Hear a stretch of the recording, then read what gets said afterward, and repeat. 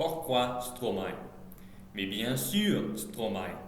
Si quelqu'un a besoin de choisir une chanson d'un artiste français, Stromae est le choix évident. Mais si Stromae est évident, c'est seulement parce que nous sommes tellement habitués à la célébrité de Stromae que nous oublions à quel point Stromae est improbable.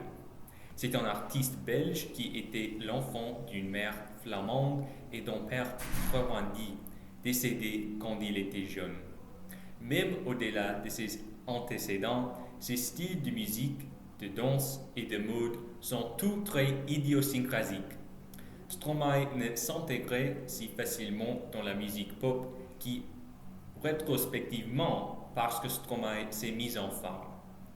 Stromae perpétue ainsi l'héritage de Serge Gainsbourg, qui avait également une origine ethnique unique et qui était radicalement différent de ses contemporains. Les parallèles entre les deux sont les plus évidents lorsque l'on compare les sucettes de Serge et les moules frites de Stromae. Même en regardant simplement les titres, la similitude est évidente. Les deux titres sont les noms d'une sorte de nourriture. En outre, les deux titres servent d'insinuation sexuelle.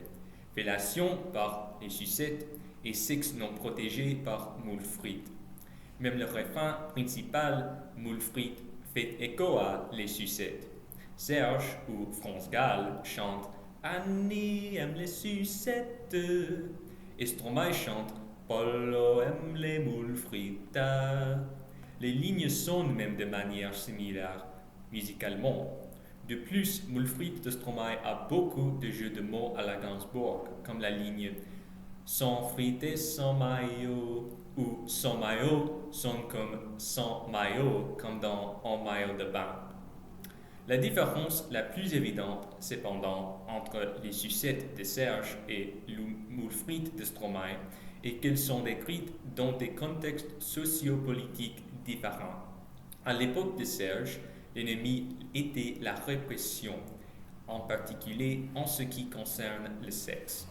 Les chansons de Serge utilisent des insinuations afin de défier la censure stricte de l'époque, ainsi que de provoquer les tabous autour du sexe en général. Stromae, cependant, écrit après mai 68. L'ennemi de la chanson de Stromae n'est pas trop de retenue, mais trop peu de retenue. De nos jours, non seulement les médias parlent ouvertement de sexe, mais ils glorifient souvent les relations sexuelles dangereuses.